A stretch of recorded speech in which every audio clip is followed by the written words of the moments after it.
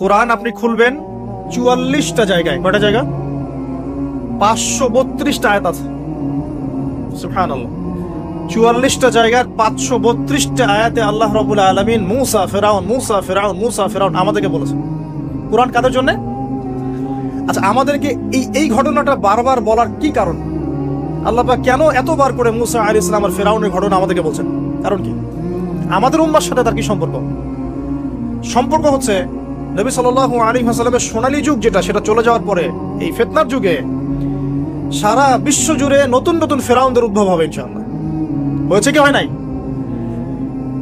এবং এটা চিরায়ত পরিণতি। আল্লাহ পাক এই এতবার করে ৫৩২ বার এই মানুষদেরকে ফেরাউনের গল্প কেন শোনাচ্ছেন? যাতে ফেরাউনের পরিণতি সম্পর্কে এরা সচেতন হয়, যাতে ওরাও ফেরাউনের পরিণতি সম্পর্কে সচেতন হয়। কে ফেরাউন? তার নাম রেমেসিস II। রেমেসিস তো ফেরাউন কোনো নাম নয়, এটা একটা রাষ্ট্রীয় পদ, ঠিক আছে? কি কারণে সে ফেরাউন হলো? কেন তাকে ফেরাউন বলা হচ্ছে? এক দেখুন, ইউযাববিহুনা আবনাআকুম ওয়া ইস্তাহয়ুনা নিসাআকুম। মুসা আলাইহিস সালামের কওমের বনু ইসরাঈলদের ছেলেদেরকে মেরে ফেলছে, মেয়েদেরকে জীবিত রাখছে। সারা বিশ্ব জুড়ে তোমরা কি মুসলমান ছেলেদেরকে মেরে ফেলছো না? এখন আমরা তাদেরকে বলতে চাই, মেসেজ দিতে চাই, সারা বিশ্ব জুড়ে নব্য ফেরাউনরা মুসলিম ছেলেদেরকে মেরে ফেলছে না? এখন মেয়েদেরকে জীবিত রাখছে না? এদেরকে মেসেজ দেওয়া হচ্ছে ৫৩২ বার, এদেরকে মেসেজ দেওয়া হচ্ছে। কে ফেরাউন? যে বলছে আনা রব্বুকুমুল আ'লা, আমি তোমাদের মহান রব। সারা ওয়ার্ল্ড যারা চালাচ্ছে তারা এই দাবি প্রত্যক্ষভাবে না করলেও পরোক্ষভাবে ঠিকই করছে। ওয়ার্ল্ডের কতগুলো জায়গায় আপনি দেখবেন যে অবনত চিত্তে আল্লাহ পাকের হুকুমের সামনে মাথা পেতে নিচ্ছে। কয়টা জায়গায় আল্লাহ পাকের সুপ্রিম লস গুলোকে এস্টাবলিশ করা হচ্ছে। আর এটাকে ইনডাইরেক্টলি আপনি চ্যালেঞ্জ করছেন। আল্লাহ পাকের কিতাবকে আপনি ইনডাইরেক্টলি চ্যালেঞ্জ করছেন। এবং এটা আপনি সরাসরি না বললেও, যে আমি মহান রব নই, এই কথা সরাসরি না বললেও আপনার কাজে এটা প্রমাণ করছেন। আল্লাহ পাকের সমস্ত আহকাম হুকুম ইসলামিক বিধানগুলোকে উঠিয়ে দিয়ে জাহেলিয়াত প্রতিষ্ঠা করছেন, শিক্ষা ক্ষেত্রে, সাংস্কৃতিক ক্ষেত্রে, অর্থনৈতিক ক্ষেত্রে, ইভেন পলিটিক্যাল ক্ষেত্রে। তাহলে এটা কি ফেরাউনের আচরণ নয়? এটা কি ফেরাউনের আচরণ নয়? ফেরাউন কাকে বলে? ফেরাউনের ডেফিনেশন কি আসলে? তাকে একটার পর একটা নিদর্শন দেখানো হয়েছে। নয়টা নিদর্শন, 9টা দেখানো হয়েছে। আপনি সূরা তাহা পড়ুন, কসাস পড়ুন, পাবেন 9টা নিদর্শন। এতগুলো নিদর্শন আয়াত দেখার পরেও ফেরাউন ঈমান নিয়ে আসে নাই। তো এখন সারা ওয়ার্ল্ডে যারা আছে, বড় বড় ফেরাউন, নমরুদ, আজার, এদের সামনে নিদর্শনের অভাব আছে? এরপরেও কি তারা ইসলাম কবুল করছে, আত্মসমর্পণ করছে? ইসলামের উপর এত আগ্রাসন, এত ম্যাসাকার্ড অবস্থার পরেও ইসলাম কি দিন দিন কমছে না, বাড়ছে? নিদর্শন মুসলিমদের উপর এত সাংস্কৃতিক আগ্রাসন, শিক্ষাক্ষেত্রে আগ্রাসন, অর্থনৈতিক আগ্রাসন, পলিটিক্যাল আগ্রাসন, এরপরেও কি মুসলিমরা কমেছে না বেড়েছে? নিদর্শন। সারা বিশ্বে পর্দা কত কথা, তারপরে পশ্চিমারাই এখন পর্দা করছে। নিদর্শন, ওরাই এখন পর্দা দিকে আসছে। প্রতিটা জায়গায় আপনি দেখুন, শিক্ষা থেকে উঠাই দিচ্ছেন ইসলাম, কিন্তু তারপরেও মানুষ মাদ্রাসার দিকে আসছে। তারপরেও দিন দিন মানুষ কোরআন শিখছে, তারপরেও দিন দিন মানুষ হাদিস শিখছে। আমরা সংস্কৃতির নামে নগ্নতা বেহায়াপনা ছড়িয়ে দিচ্ছি, তারপরেও দেখুন দিন দিন মানুষ আবার আল্লাহর দিকে ফিরে আসছে। যুব সমাজকে নাস্তিক বানানোর জন্য কত কি না করলাম আমরা, কত কি যে করলাম যুবকদেরকে নাস্তিক বানানোর জন্য, কিন্তু তারপরেও ইয়াংদের একটা বড় অংশ দিন দিন ইসলামের দিকে ফিরে আসছে। আলহামদুলিল্লাহ। দেখুন, এখনো কিন্তু ফেরাউনদের সামনে নিদর্শন যাচ্ছে। সবচেয়ে বড় কথা, তারা আল্লাহ পাকের অথরিটি, আমরা সভরেন্টি বলি যেটাকে, এইটা দাবি করেছিল ফেরাউন। এখন সেই সভরেন্টি দাবি করছি আমরা বড় বড় সংস্থাগুলোর মধ্য দিয়ে। একটু মনোযোগ দিন। নবী মুসা আলাইহিস সালামকে আল্লাহ রাব্বুল আলামিন জন্ম দিয়েছেন কোন বছর জানেন? যেই বছর ওই সন্তান জন্মটা স্থগিত ছিল, মানে 1 বছর তারা সন্তান জবাই করা। জ্যোতিষীরা বলেছিল একজন আসবে তোমার সিংহাসন কেড়ে নিবে। মুসা আলাইহিস সালামের নাম উল্লেখ করা হয় নাই। ফেরাউন খুব সতর্ক, এরপর থেকে যে বাচ্চাই জন্ম নেয় হত্যা করা হয়। সুবহানাল্লাহ। তো মুসা আলাইহিস সালামকে আল্লাহ পাক জন্ম দিয়েছেন পরের বছর, মানে যে বছর জবাই করা চলছে তার পরের বছর মুসা আলাইহিস সালাম জন্ম নিয়েছেন। এবার তার মা তো ভীত সন্ত্রস্ত, কি করবেন, কিভাবে হবে? ফেরাউন জানতে পারলে তো মেরে ফেলা হবে। এখন আল্লাহ পাক তাকে ওহী করলেন। এই ওহীটা নবুয়ত না, কিন্তু মনের মধ্যে ইলহাম। এটা কি বলি? ইলহাম। যে তুমি তোমার সন্তানকে ভাসিয়ে দাও। কোথায় ভাসাবে? কোন মা পারবে বলেন তো? মারা কেটে পারবে? ও মুসা আলাইহিস সালামের মায়ের কলবটা কেঁদে উঠলো। আল্লাহ পাক বলছেন, আমি যদি তার কলবকে দৃঢ় না রাখতাম সেই কাজ করতে পারতো না। সুবহানাল্লাহ। তার অন্তরকে দৃঢ় কে রাখে? আমরা সে আল্লাহর কাছে অন্তরের কলবে দৃঢ়তা কামনা করি। এই জায়গা থেকে একটু মনোযোগ দিয়ে বুঝতে হবে, আস্তে আস্তে শেষ করে দিব। এবার আল্লাহ রাব্বুল আলামিনের শান এবং তার পরিকল্পনা দেখুন। আল্লাহ পাক মূসা আলাইহিস সালামের চেহারার মধ্যে মোহাব্বত, ভালোবাসা দিয়ে দিয়েছেন। সুবহানাল্লাহ। অনেক মানুষ আছে না, বাচ্চা দেখলে মোহাব্বত জাগে, ভালো লাগে, খুব আদর করতে ইচ্ছা করে। ফেরাউনের ঘরে সন্তান নাই, তার স্ত্রী পানির ঘাটে, বাচ্চা চলে আসলো, বাচ্চা দেখে সে বলছে মাশাআল্লাহ এত চমৎকার একটা সন্তান, ফুটফুটে বাচ্চা। ফেরাউনের কাছে নিয়ে গিয়ে বলছে একে রেখে দেই, লা তাকতুলু, তাকে হত্যা করো না, আসা ইয়ানফা'না আও নাত্তাখিযাহু ওয়ালাদা, তাকে আমরা রেখে দেই, হয়তো সে উপকারে আসবে, অথবা আমরা তাকে সন্তান হিসেবে গ্রহণ করতে পারি। তো ফেরাউন কিন্তু খুব সতর্ক ছিল, তারপরেও আল্লাহ পাক তারই ঘরে মূসা আলাইহিস সালামকে বড় করলেন। সুবহানাল্লাহ। আর মূসা আলাইহিস সালাম, ফেরাউনের স্ত্রী দুধও পান করছে না, তখন মূসা আলাইহিস সালাম একজন বোন আছে, সে গিয়ে তাদেরকে খবর দিল যে আমরা কি তোমাদেরকে হাল আদুল্লুকুম আলা মান ইয়াকফুলু, এমন একজনের কথা বলবো যে মূসাকে দুধ পান করাবে, এই বাচ্চাকে দুধ পান করাবে। আল্লাহ পাকের কি কৌশল, আল্লাহ পাক ওই মায়ের কোলেই আবার মূসা আলাইহিস সালামকে ফিরিয়ে দিলেন। এদিকে মায়ের দুধ খাচ্ছে, ফেরাউনের ঘরে বড় হচ্ছে, আবার ফেরাউন একটা বড় অঙ্কের হাদিয়া তার মাকে দিচ্ছে দুধ পান করানোর জন্য।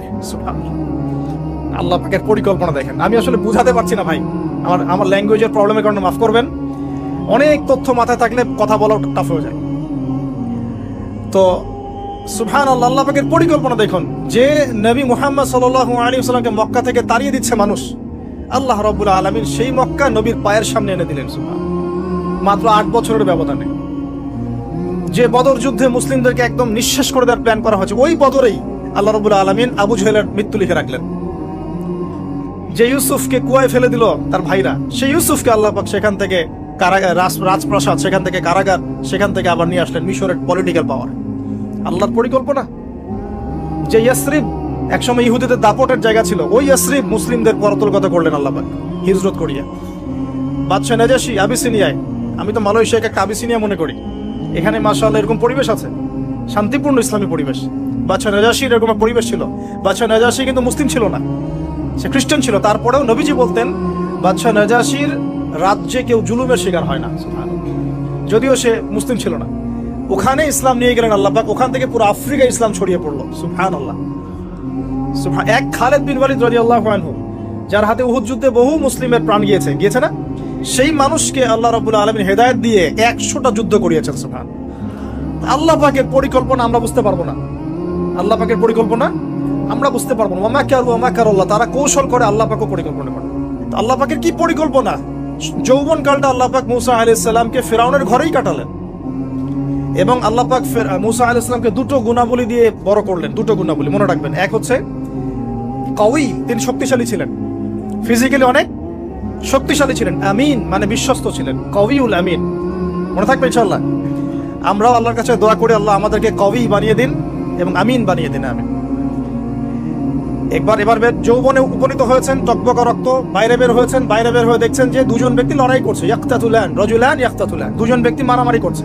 একজন মিন শিয়াতি, তার বনু ইসরাইল কওমের মধ্যে, আরেকজন হচ্ছে আদুবি, তার শত্রুর মধ্যে। তো মূসা আলাইহিস সালাম গিয়ে সাহায্য করতে চাইলেন তার কম, আমরা বলি না দেশি ভাই সাপোর্ট দিই, তাই না? আচ্ছা, তো মূসা আলাইহিস সালাম গিয়ে সাপোর্ট দিতে গিয়ে শুনেন, ফাওয়াকাযাহু মূসা ফাকাদা আলাইহি, মূসা আলাইহিস সালাম মাত্র একটা ঘুষি দিয়েছেন, এক ঘুষিতেই ওই ব্যক্তি ডেড, স্পট ডেড। এই যে আমি গত একটা লেকচারে বলেছিলাম, চাইনিজ কন্টিনেন্টে যে মার্শাল আর্টস গুলো গড়ে উঠেছে এই কোরআন থেকে গড়ে উঠেছে। তার আগে ওদের সভ্যতা ছিল, সংস্কৃতি ছিল, ঠিক আছে। এক ঘুষিতে মানুষ মারা যায়, এটা কোরআন বলেছে। এক ঘুষিতে মানুষ মারা যায়, এটা কোরআন বলেছে। ওরা এখন রিসার্চ করে বের করে যে 6টা-7টা স্পট আছে মানুষের দেহে, এক ঘুষিতে মানুষ মারা যেতে পারে। কোরআনকে আমরা মূল্যায়ন করি না, কিন্তু কোরআনকে সারা দুনিয়ার অমুসলিমরা মূল্যায়ন করে ওদের স্বার্থে তারা আমাদের কোরআনকে মূল্যায়ন করে, আমাদের হাদিসকে মূল্যায়ন করে। আমরা করতে চাই না, আল্লাহ মাফ করুক আমাদেরকে।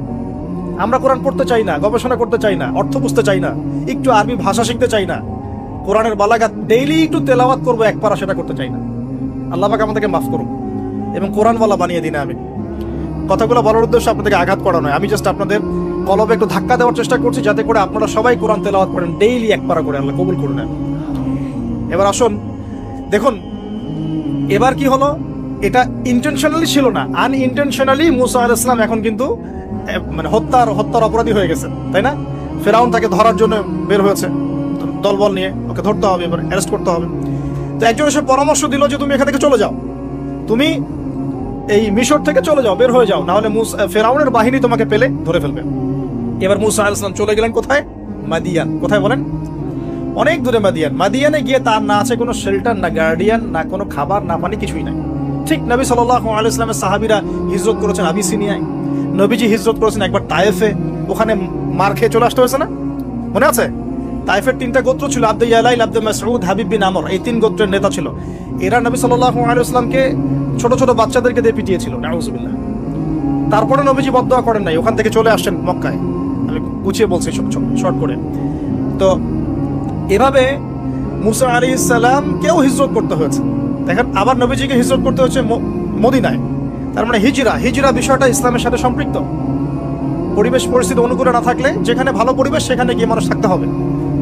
আলহামদুলিল্লাহ, এখানে ভালো পরিবেশ আছে, আপনারা ভালো পরিবেশ পেয়েছেন। কিন্তু যারা চ্যালেঞ্জ গ্রহণ করে সমাজের জাহেলিয়াত গুলোকে সরানোর চেষ্টা করবে, সংস্কারের চেষ্টা করবে, তারা আল্লাহর কাছে অনেক বেশি পছন্দের। তার মানে প্রথম ফাইট আমাদেরকে করতে হবে। করতে করতে গিয়ে এক পর্যায়ে যদি দেখি যে না আর পারছি না, তখন কি? হিজরা। এটা মাথায় রাখতে হয়। এখন নবী সাল্লাল্লাহু আলাইহি ওয়াসাল্লামকেও করতে হচ্ছে। মুসা আলাইহিস সালাম চলে গেলেন মিশর থেকে কোথায় বলেন? মাদিয়ানে। তখন আরেকজন নবী ছিলেন, তার নাম কি? শুআয়ব। মাশাআল্লাহ, শুআয়ব আলাইহিস সালাম। শুআয়ব আলাইহিস সালাম সম্পর্কে আল্লাহ পাক বলেছেন তিনি অত্যন্ত চমৎকার বাগ্মী ছিলেন, মানে তিনি নবীদের মধ্যে অনেক সুন্দর করে কথা বলতে পারতেন। সুবহানাল্লাহ, সুবহানাল্লাহ। তো শুআয়ব আলাইহিস সালামের কওমের নাম কওমে মাদিয়ান। বলে রাখি, এই কওমে মাদিয়ানকে আল্লাহ রাব্বুল আলামিন ধ্বংস করেছেন সর্বপ্রথম ভূমিকম্প দিয়ে। কি দিয়ে? পৃথিবীতে সর্বপ্রথম যে জাতিকে ভূমিকম্প দিয়ে ধ্বংস করা হয়েছে তার নাম কওমে মাদিয়ান। কেন ধ্বংস করা হয়েছে? মাপে কম দিত। কি করতো? যেটা এখনকার ওয়ার্ল্ডের ইকোনমিক সুন্নাহ, নাউযুবিল্লাহ। মানুষকে ঠকানো এখনকার ওয়ার্ল্ডের ইকোনমিক সুন্নাহ। এবং এই মানুষকে ঠকানোর জন্য ইকোনমিক সেকশনে রিবা চালু করা হয়েছে। রিবা, সব জায়গায় রিবা, এভরি সিঙ্গেল সেক্টর, যেটা under the foundation of World Bank আর IMF। রিবা আছে কি নাই? আর আমরা তো রিবাটাকে এখন মনেও করি না যে মায়ের সাথে জেনা করছি, মায়ের সাথে জেনা করছি। এটাই তো হাদিসের কথা। রিবার 70 শাখা আছে পাপের, 73 শাখা আছে পাপের, সর্বনিম্ন শাখা মায়ের সাথে জেনা করে না। বুঝবেন? তো এটা ইকোনমিক সুন্নাহ হয়ে গেছে না এখন, মানুষকে ঠকানো, মাপে কম দেওয়া, রিবা। আর আমরা তো মাশাআল্লাহ ঘুষ ছাড়া কিছু হয় না, দুর্নীতি ছাড়া হয় না, টেবিল পাসই হচ্ছে না। আল্লাহ মাফ করুক আমাদেরকে। তবে এগুলা আমাদের ইবাদতকে নষ্ট করে ফেলছে, কারণ হারাম রিজিক থাকলে ইবাদত দোয়া কবুল হয় না। আল্লাহ পাক আমাদেরকে হালাল খাওয়ার তৌফিক দান করুক। এখন প্রিয় ভাইরা, ওখানে গিয়ে কিচ্ছু নাই, নিঃস্ব অবস্থায় কি দোয়া করতে পারেন একজন মানুষ, এই দোয়াটা শিখে নেন। ইনশাআল্লাহ আপনার জীবনের সমস্ত সংকট কেটে যাবে ইনশাআল্লাহ। আমি নিজেও এই দোয়াটা বেশি বেশি করার চেষ্টা করি। দোয়াটা হচ্ছে, মুসা আলাইহিস সালাম একটা গাছের নিচে হেলান দিয়ে বসলেন, বসে দেখলেন দুজন মেয়ে দাঁড়িয়ে আছে দূরে, পানি নিতে পারছে না। লোকজন পানি নিয়ে যাচ্ছে, ওরা দাঁড়িয়ে আছে বেচারি। মুসা আলাইহিস সালাম গিয়ে বললেন, কি সমস্যা আপনাদের? এটা নিয়ে আপনারা আবার মেয়েদের সাথে কথা বলার চেষ্টা করেন, ঠিক আছে? তো মাহারাম গায়রা মাহারাম মেনে চলুন। তারা বললো যে আমাদের বাবা অনেক বৃদ্ধ মানুষ, আমরা পানি নিতে পারি না যতক্ষণ না আমাদের কম পানি নিয়ে চলে যায়। মুসা আলাইহিস সালাম তো একটু বললাম না, ফিজিক্যালি খুব স্ট্রং ছিলেন, থাকে না বডি বিল্ডার, সামনে গিয়ে কথা বলে সরব পানি নিতে দাও, তখন মানুষ একটু মূল্যায়ন করে না। তো মুসা আলাইহিস সালাম এভাবে পানি নিয়ে দিলেন এবং বাছুরদেরকে পানি পান করালেন, করিয়ে গাছের নিচে এসে বসে আছেন। বসে বসে তিনি দোয়া করছেন। এই যে দোয়াটা তিনি দোয়া করছেন, রব্বি, একটা নেক কাজ করলেন না, মানুষের উপকার করলেন, নেক কাজ করে এসে গাছের নিচে বসে দোয়া করছেন, আল্লাহ এখানে তো আমার খাবার পানি বাসস্থান কিছুই নাই, আমি কি করব? রব্বি ইন্নী লিমা আনজালতা ইলাইয়া মিন খায়রিন ফাকির। রব্বি ইন্নী লিমা আনজালতা ইলাইয়া মিন খায়রিন ফাকির। আবার বলেন, রব্বি ইন্নী লিমা আনজালতা ইলাইয়া মিন খায়রিন ফাকির। অর্থ হচ্ছে, হে আল্লাহ, তুমি তোমার পক্ষ থেকে আমার উপরে যে নেয়ামতগুলো দিবে, আমি এর জন্য ফকির হয়ে বসে আছি। আল্লাহ, অর্থ বুঝে পড়বেন ভাই। নামাজ, রোজা, হজ, যাকাত যাই করেন আল্লাহর ওয়াস্তে অর্থ বুঝে পড়বেন। অর্থ বুঝে পড়লে আপনার ইবাদতের স্বাদ পাবেন, তৃপ্তি পাবেন, আল্লাহর সাথে কানেকশন হবে, আল্লাহর নূর পাবেন, মাআরিফত পাবেন, সত্য স্বপ্নও দেখবেন তখন ইনশাআল্লাহ। তখন সত্য স্বপ্ন দেখবেন ইনশাআল্লাহ। আল্লাহ পাক তৌফিক দান করবেন। এবার আল্লাহ পাকের সাহায্য নেমে আসলো, ওই দুই মেয়ের মধ্যে একজন হেঁটে হেঁটে চলে আসে। এবার এই মেয়ের হাঁটা সম্পর্কেও কোরআন কথা বলেছে, সুবহানাল্লাহ।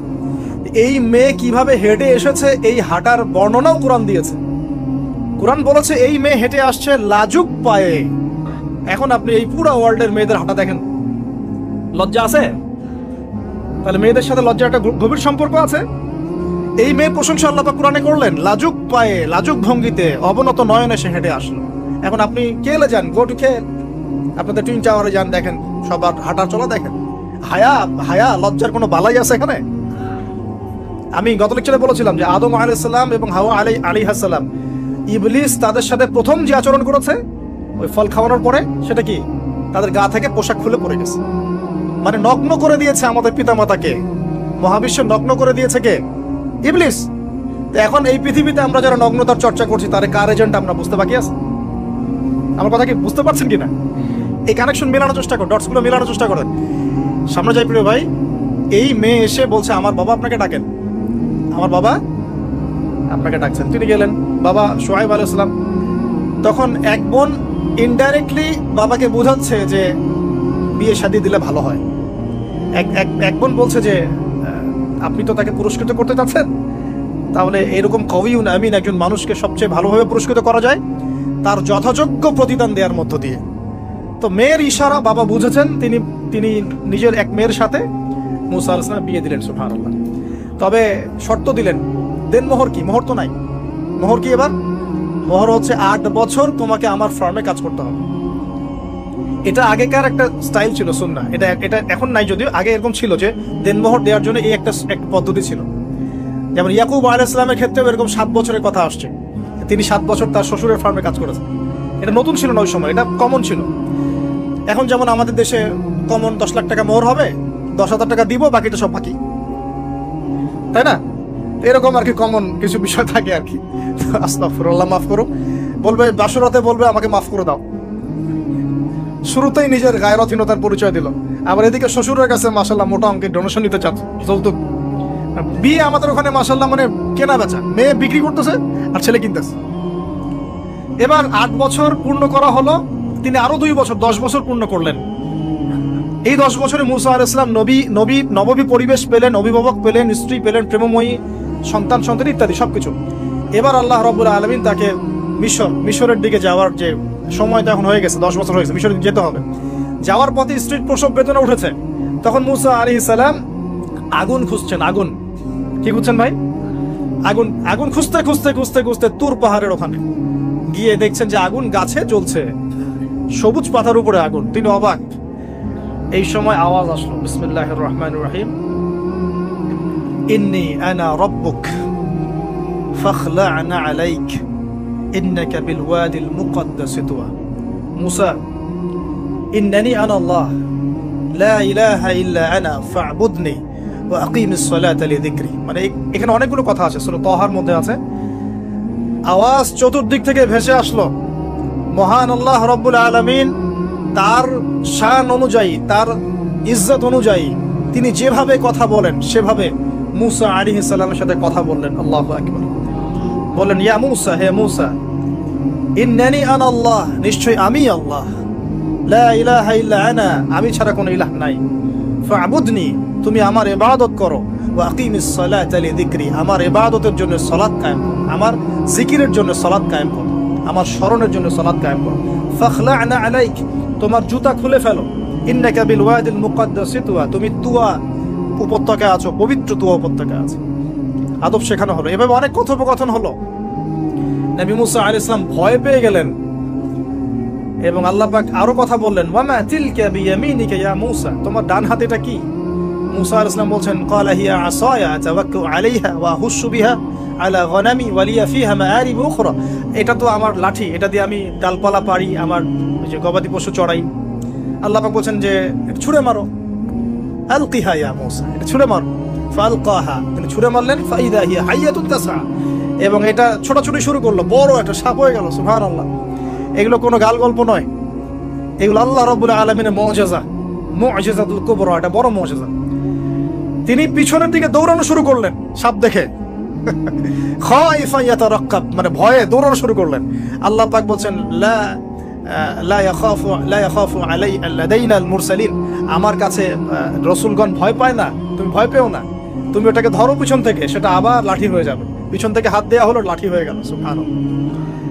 এবার বলছে যে তুমি তোমার বগলের নিচে হাত ঢুকাও। মুসা আলাইহিস সালাম বগলে হাত ঢুকালেন, বের করলেন, হাত থেকে টর্চ লাইটের মতো আলো বের হওয়া শুরু। এটা দ্বিতীয় নিদর্শন। কেন দেয়া হলো নিদর্শন? এবার আল্লাহ পাক তার দায়িত্ব তাকে বলছেন, তোমাকে নিদর্শনগুলো কেন দিলাম, তোমাকে মনোনীত কেন করলাম, কেন তোমাকে মনোনীত করলাম মুসা, তোমার কাজটা কি? তোমার কাজ এখন এটা, ইযহাব ইলা ফিরআউনা ইন্নাহু তাগা, তুমি ফিরআউনের কাছে যাও। ফিরআউন সীমা লঙ্ঘন করেছে, মনে আছে ফিরআউনের কথা? সীমা লঙ্ঘন করেছে। তখন মুসা আলাইহিস সালাম তার অপারগতা প্রকাশ করছেন এভাবে, তিনি বলছেন, আল্লাহ আমার তো জিহ্বা জড়তা আছে, আর আমি তো ওখানে এক ব্যক্তি, আমার খুনের অভিযোগ আমার কাঁধে, আমি এখন কিভাবে কি করবো আল্লাহ? তখন আল্লাহ রাব্বুল আলামিন বলছেন, এই দোয়াটা করো।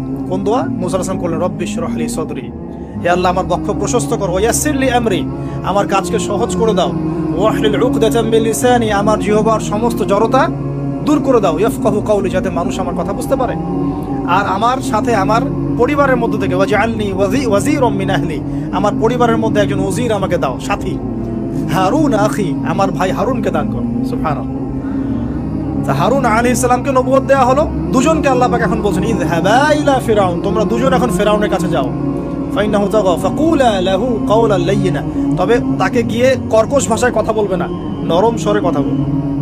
দায়ীদের এখানে সুন্নাহ, দায়ীদের জন্য শিক্ষা আছে, দায়ী আলেম যারা মুবাল্লিগ তাদের শিক্ষা আছে। ফিরআউনের সামনে গিয়ে দাওয়াত দিলেও কিভাবে দিতে হবে? ফাকুলা লাহু কাওলান লাইয়িনা, নম্রভাবে কথা বলো। লাআল্লাহু, কেন নম্রতার সাথে? লাআল্লাহু ইয়াতাযাক্কারু আও ইয়াখশা, হয়তোবা নম্রতা প্রদর্শন করলে সে উপদেশ গ্রহণ করতে পারে, অথবা সে আল্লাহকে ভয় করতেও পারে। আল্লাহ পাক তো আগে থেকে জানেন সে ঈমান আনবে না, তারপরেও আমাদের আদব শেখাচ্ছেন আল্লাহ পাক এখানে। তারা দুজন চলে গেলেন, দাওয়াত দিলেন। ফিরআউন মশকরা করছে, ওয়ামা রব্বুকুম ইয়া মূসা, তোমাদের দুজনের রব আবার কে? হ্যাঁ, মুসা আলাইহিস সালাম বুঝাচ্ছেন, রব্বি আল্লাযী, আমার রব সেই রব যিনি জীবিতকে মৃত করেন, মৃতকে জীবিত করেন, ইত্যাদি। মানে যার হুকুম ছাড়া একটা গাছের পাতাও নড়ে না, যিনি মাটি থেকে সব উৎপন্ন করেন, বৃষ্টি বর্ষণ করেন, সব বুঝালেন। ফিরআউনের বক্তব্য তখন এটাই ছিল, তোমাদের কাছে কি কোন নিদর্শন আছে, কোন আয়াত নিদর্শন আছে? হ্যাঁ, নিদর্শন আছে। কি? লাঠি ছুঁড়ে মারলেন, সাপ হয়ে গেল। এখন ফিরআউন বলছে, এটা তো জাদু, এটা কি? আমার জাদুকররাও এটা পারে, জাদুকরটাকে ডেকে না হলো, জাদুকররাও লাঠি ছুঁড়ে মারলো, সাপ হয়ে যাচ্ছে। কিন্তু এই বড় সাপ ওদের সব সাপকে খেয়ে ফেললো। তখন ফিরআউন কিন্তু ভয় পেয়ে গিয়েছিল। এরপরেও এই হাত বের করে আলোর এই নিদর্শন দেখানো হলো, তাওহীদের দাওয়াত দেওয়া হলো, ফিরআউনকে ভয় করতে বলা হলো, ফিরআউনকে সতর্ক করা হলো যে আমার রব, আপনার রব, সবার রব হচ্ছেন আল্লাহ। সবকিছু বোঝানো হলো, কিন্তু ফিরআউন এই কোনো কথাই গ্রহণ করলো না। এরপরে সে বনু ইসরাইলকে ডিভাইড অ্যান্ড রুল করলো। ডিভাইড অ্যান্ড রুল মানে ওদেরকে ভাগ করতো এবং রুল করতো, ঠিক যেটা এখনকার গ্লোবাল অ্যাফেয়ার্সে করা হচ্ছে। ডিভাইড অ্যান্ড রুল, আমাদেরকে তারা ভাগ করে দিয়েছে, আমাদের পুরো কমিউনিটি, গ্লোবাল মুসলিম কমিউনিটিকে তারা ভাগ করে দিয়েছে এবং রুল, শাসন করছে। এবং কারো গায়ে আঘাত লাগলে আরেকজন গিয়ে সেই ব্যথা নিরসন করতে চায় না, বরং অপেক্ষা করে, আমার গায়ে তো আর আসে নাই, তার গায়ে আসছে,